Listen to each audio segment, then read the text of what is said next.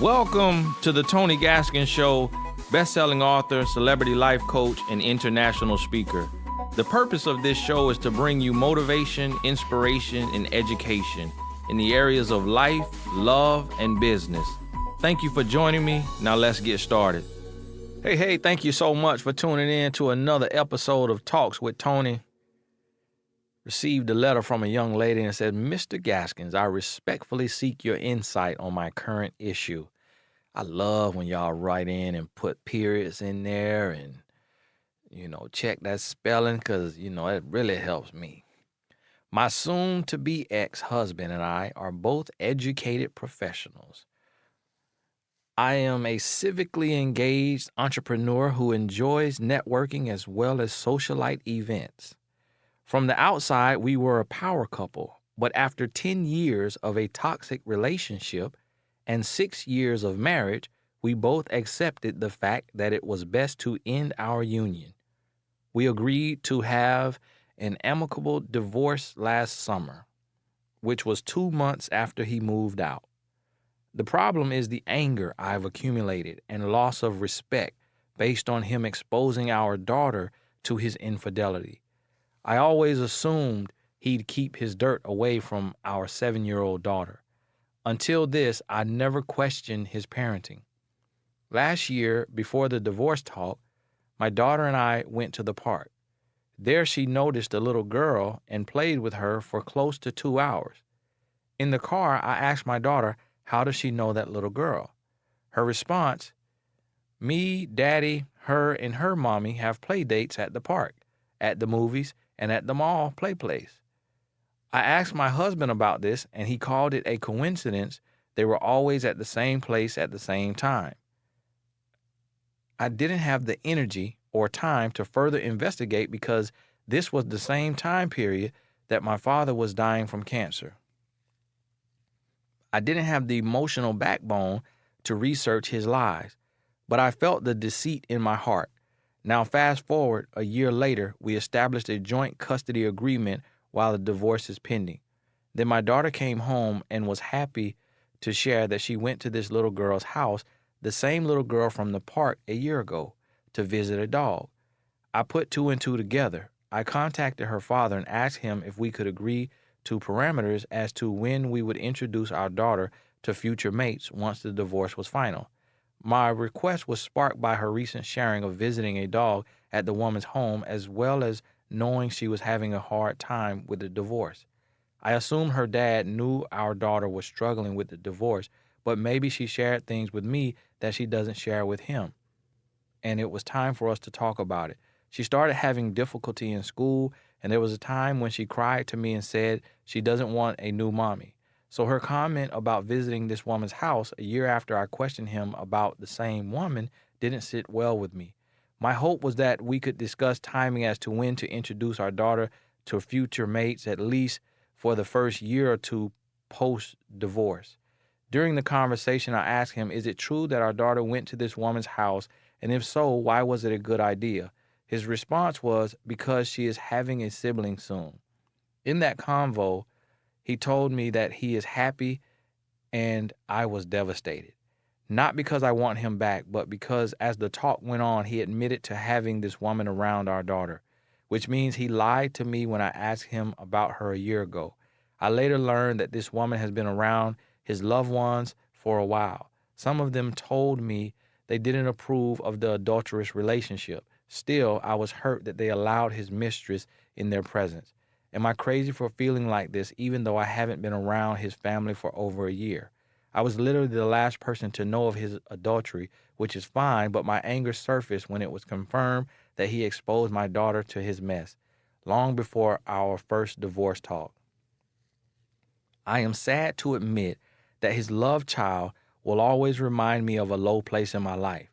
He also told me that he told our daughter about the baby before I told her inappropriately. How do I move past this devastation? More so, a lawyer told me that once the divorce is final, I can't stop him from having our child around his now pregnant mistress unless I can prove she is a danger to our daughter's well-being. I feel like he gets everything he wants, including a new family, and I am stuck with devastation, betrayal, and anger. How do I move past the disappointment and brace myself to co-parent with someone who didn't respect his daughter enough to keep his dirt a secret before finalizing the divorce? How do I diminish my anger and co-parent respectfully? Thank you so much for that very well written and well thought out email. It was a pleasure, to read it. I can tell you took your time and you really, meant what you were saying. And it's deep and it's so many layers. And I can't, pretend to fully understand but to be honest with you, most people in your situation won't understand. So I guess it's best for someone on the outside looking in to share some insight. And in this situation, what I want you to understand is that y'all were together 10 years and you were married for 6 years. To be honest with you, that's always kind of a red flag to me because I feel like, as mature adults, an engagement should come around 18 months. So a lot of times when you're with somebody for 3-4 years, before, especially if you're, of age, like, past the age of 25, then it's sometimes it's a red flag for a man that he has cold feet. Once I really got my wife, I married her 10 months later. And a lot of men who are serious about a woman and gonna do the right things, and this is for women, dating now, and also for you going back into the dating field, is it shouldn't take 4 years to get married. It really shouldn't. I typically say 3 at the most, unless there are some family issues or some work-related stuff or where you can't live in the same city, being in the army or, different stuff like that. But 3 years is my max of waiting for a marriage to come to fruition. So when you said been together for 10 years and married, for 6, and then you also said 10 years of a toxic relationship and 6 years of marriage. So it kind of is like you all looked good together. So y'all did it for the look. You wanted to be a power couple. You say you look like a power couple. You are educated professionals. So, college educated, good job. You're going to the socialite events. Everything looks good on the outside. 6 years of marriage, got a 7-year-old daughter. I'm guessing that says maybe you got pregnant before marriage, which is, more and more common. Same thing happened with my wife and I. She got pregnant. And we were really young, though. She was 20, 21. I was just turned 23 or something no, I was 22 when she got pregnant. So we were very young, but that made me speed up the process because I knew she was my wife. So I say, I can't have her be a baby mom. A baby mama, this is a amazing woman. I want to make her my wife. And so when she was 5 months pregnant, I proposed to her.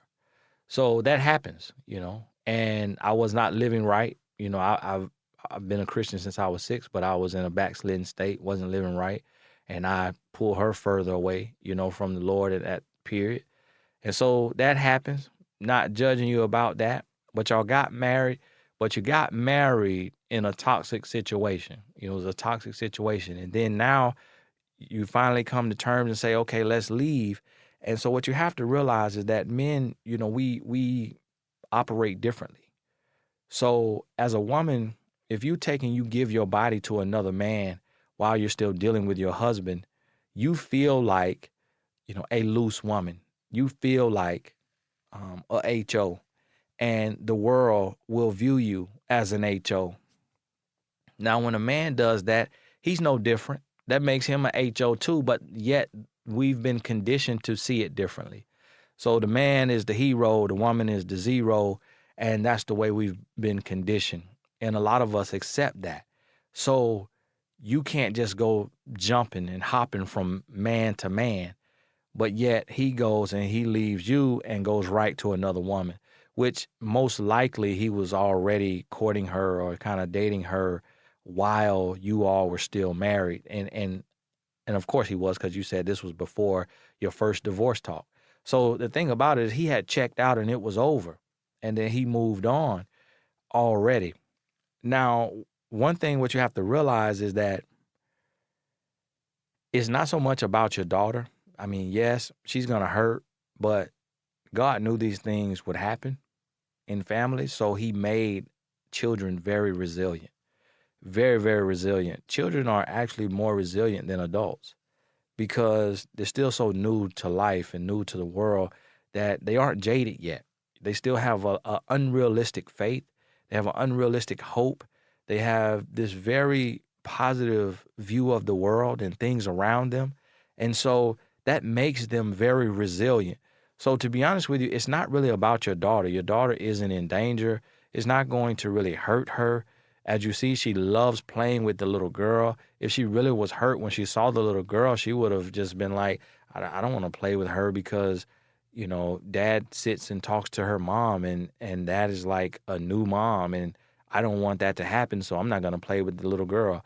And if it really hurt her, she would have told her dad, like, Dad, I don't want to go to her house, this lady's house, to see the dog because that's like, a new mom. And just like she had the ability to tell you she doesn't want a new mom, she has the ability to tell her dad she doesn't want a new mom. And so really, she's going to be okay. It's really going to come down to you. And so what I recommend is you doing counseling or therapy, at least maybe 4 sessions, maybe up to 12. If it's not your thing, you don't want to do that, then do life coaching. You could write in to my site and either work with me or one of my other coaches, advice@tonygaskins.com. Send an email to advice@tonygaskins.com. I recommend some type of space where you can vent and just open your heart, just pour your heart out and just get it all out of you. Get it all out, write a letter, talk about it and get it out. And then you also will have to forgive. What you have to realize is that you built a relationship on a rocky foundation, on an unstable foundation. So it wasn't rocky. It was sinking sand. And so you built it on preferences instead of standards, meaning he was the right look, he was the right height, had the right education, he had all the right things, but he lacked the character that you needed in a husband. But you overlooked his character and you stuck with it because he had the currency, whether that's the job, the money, the look, the community respect. He had those things, and that's what you were looking at versus his heart. Who is this person as a man? If you would have judged him by how toxic he was and immature and irresponsible and being a liar and a cheater and a dog, then you would have cut him off way earlier and been able to heal a lot sooner. But you drug it out for so long, and that's a lesson to people trying to drag it out. If it's not working at year 2, and neither one of you or both of you are not committed to making it work and making drastic changes, then guess what? It's not going to work year 10. It's not going to work year 15. If you feel like getting a divorce and there's no work being done that is going to make it work, then it's just going to end at year 20 or year 25, and then you're going to be that much more miserable, that much more broken, that much more hurting, and it'll be that much more hard to heal and to recover and to grow. So what you have to do is go through a season of healing and growing and take it off your daughter. I don't think it's so much that you're concerned for her as it is the pain of knowing that she will be introduced to a stepmom and she will have a stepsister and she will have a half sibling and she will have this whole other family, this whole other life, and you will feel alone and be by yourself until you meet someone else. And I think it's that fear and that the knowledge of that situation that's causing some jealousy and some anger. But here's what you have to realize. is that we reap what we sow. So if you didn't hurt him, if you didn't dog him out, if you didn't cheat on him, if you didn't take his daughter and introduce her to another man and that man's child, then you haven't sown bad seeds. But everything that your ex-husband has sown, he will reap. So the very grounds that he built that relationship on with that woman is probably the same grounds he will lose that relationship on. So instead of being envious or angry, what you need to do is pray and be prayerful that your daughter's heart will be able to withstand a second divorce that her father goes through, because he's a dog. And when you're a dog and you're moving like a dog and you're acting like a dog, you're going to everybody's yard to get a bone, and you don't have the decency and the class and the respect as a man to keep your daughter from a new relationship, and you don't have the decency and the respect to finalize your divorce before even looking to court and meet another woman, you ain't no good. You're a no good man, and I can tell you that from a man. If I was to do that as a man, that means I'm a low down, dirty, no good man. That means that I'm selfish. It means that I'm greedy. It means that I'm disrespectful. It means that I have no integrity. It means that I have no class. And it means that I see something over here in this woman that looks better than what I see in the woman that I have. And 9 out of 10 times, the woman over here is she either has more money or she's prettier, or both. Those type of things is what turn grown boys on.